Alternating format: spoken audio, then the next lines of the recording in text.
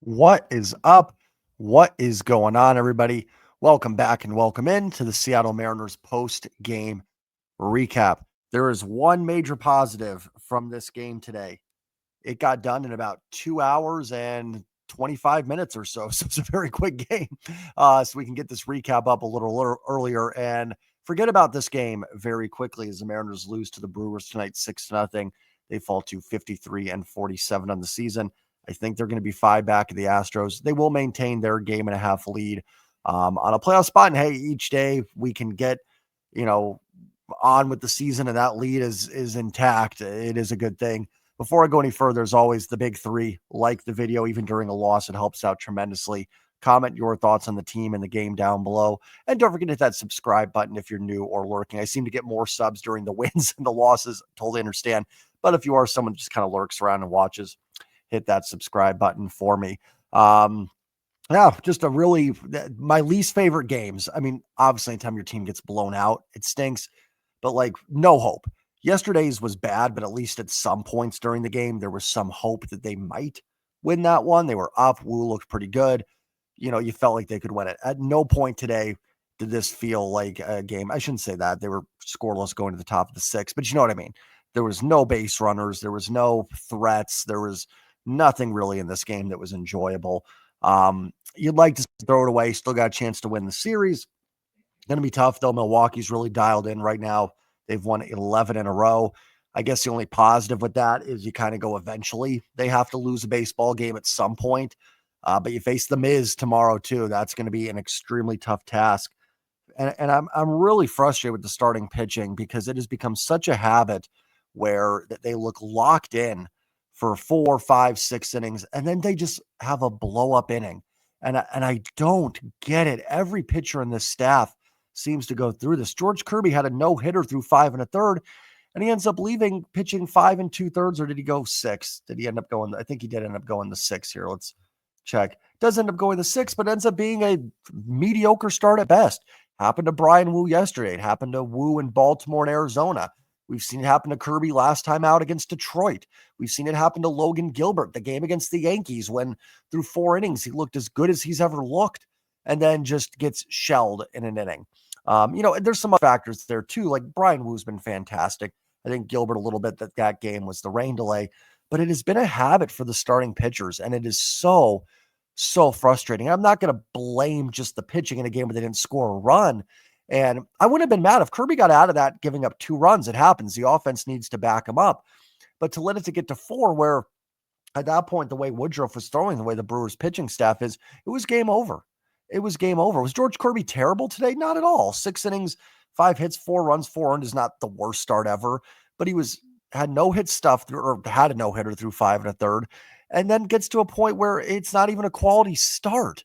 And it's been a trend with this pitching staff. It certainly feels like it. The data may say I'm just noticing it more than it is actually a trend, but it feels like it's happened a lot this year to this team where they have this dominant start and then it just all implodes in one inning. And again, I'm not talking about giving up 1 or 2 runs. I'm talking about it like just 4, 5, and it's just game's done. And it happens like this. I think of Brian Wu in Baltimore. Team takes the lead, 3 pitches later, Baltimore scores 3 runs. Today here, Ortiz gets that little blooper that falls in over JP's head, and then boom, boom, boom. All of a sudden, you go to grab a cup of coffee. I mean, if you're drinking coffee at 8:30 at night, maybe decaf, and you come back and it's 4-0. Can't happen. It cannot happen. You're not going to win this game with 0 runs, obviously, but it's just frustrating. And it's been a trend for this pitching staff that has got to stop if they are going to make any hay out of this season here. They're going to have to get dialed in because right now this is a pitching staff that's been more fine than good or great. It's been fine. It's fine with a great offense, and luckily the offense has been pretty good this year.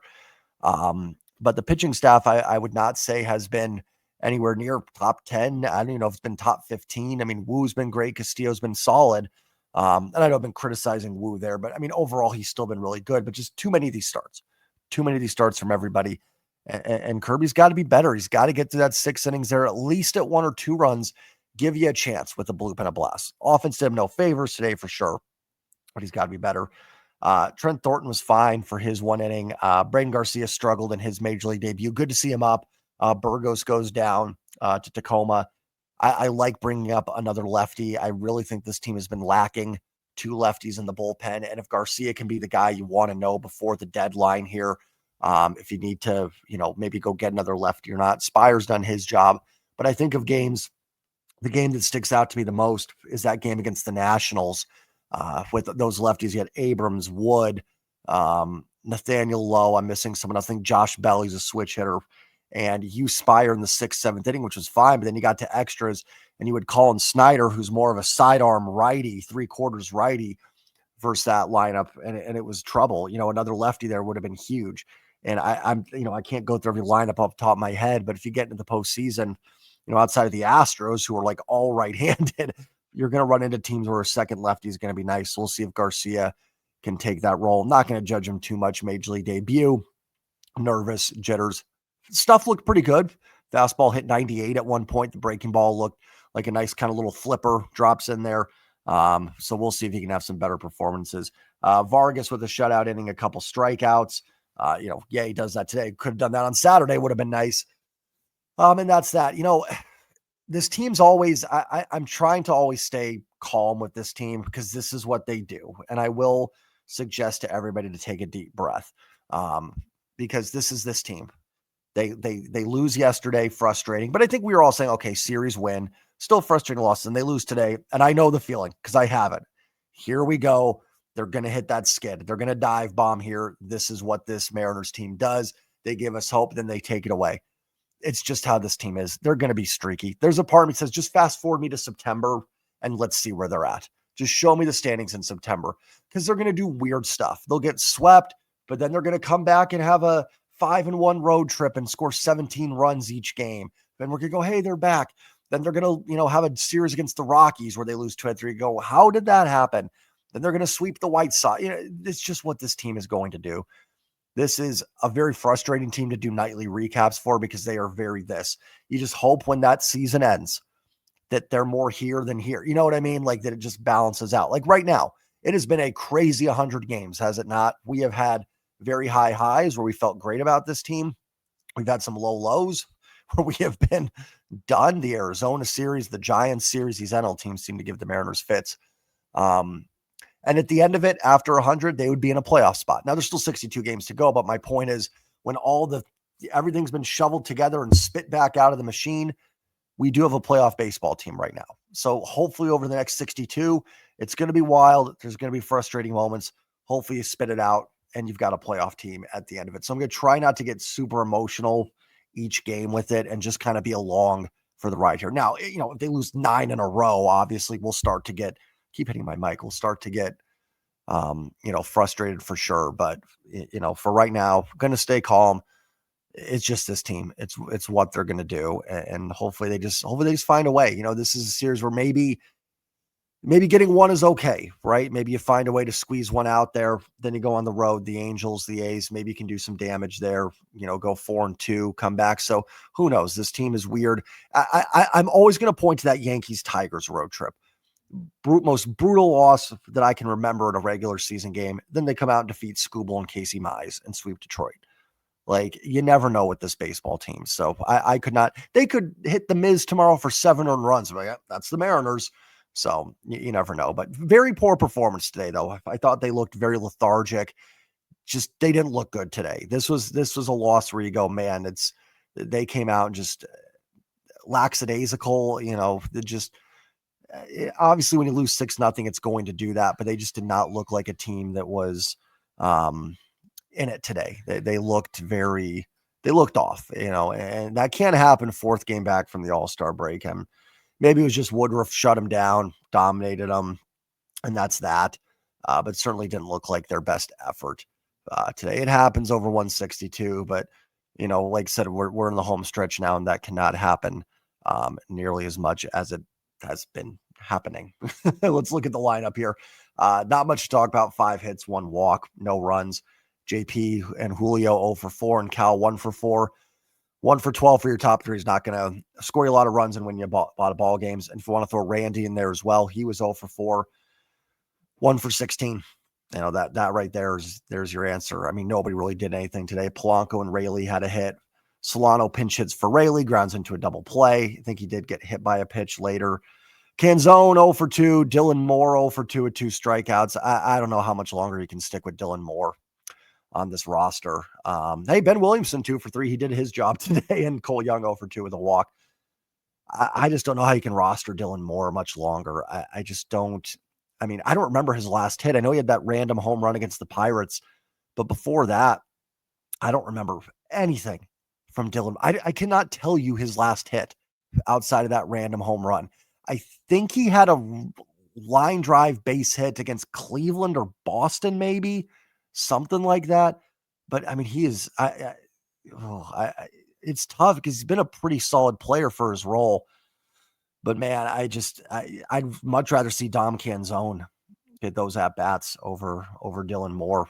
I don't know, just it's tough. You hate to DFA a guy like that, but I don't know. I just don't think you can roster him. I think there's so many better options. I mean, the guy, his OPS since like May has got to be like 0.050 essentially overall. So yeah, it's lost my train of thought here, but tough day for the lineup. Yeah, it's going to be a tough series. Brewers can pitch. This is a tough matchup for the Mariners. I don't love playing the Brewers. I think the Brewers are built to beat a team like the Mariners because the Mariners offense is good, not great. Like it's got holes. The Brewers pitching is really good and can exploit them. Their offense is kind of that gives me that Kansas City Royals vibe of last year, put the ball in play, make things happen. That's kind of what they did today. They hit some balls hard, obviously, but it's not a team I don't think strikes out a ton necessarily. I could be wrong, and I didn't look at their profile too much. And they have just enough good hitters with Yelich in there, Churio, Contreras, although he's been struggling this year. Tarang's decent. Who else do you have? Vaughn's come over and played better. Ziegler at third. They get the Better Call Saul reference there with what's Ziegler's first name. I think it's Tyler Ziegler, or is it Anthony Ziegler? Anthony Ziegler. He's in the game at third base, then Ortiz at shortstop. Hopefully the Better Call Saul reference was gotten there by some people. But yeah, it's the kind of team just gives the Mariners fits. It can hit their pitching staff because the pitching staff, there are so many strikes. They put the ball in play. They make things happen. And it's a bad matchup for the Mariners. They lost 2 out of 3 to Milwaukee last year. 2 years ago, Milwaukee came in and swept them. So just a team they do not match up very well against, in my opinion. So if you can find a way to get one here, it's not ideal, but you'll take it. They do still have a chance to win this series. So let's see if they can bounce back tomorrow, get a W again, because it's a lot more fun to talk about wins than losses. So frustrating game. You don't want to just say throw it away. There's not enough games left to really just throw them away, but you got to bounce back tomorrow and play a little better ball. It's going to be a tough one. Got a great pitcher on the mound. Hopefully Logan is up to the challenge. Have a great night, everybody. Enjoy the rest of it. It's a Monday. Game got done a little early, so enjoy what's left of your Monday night. Like, comment, subscribe, and as always, win or lose, go Mariners. Peace.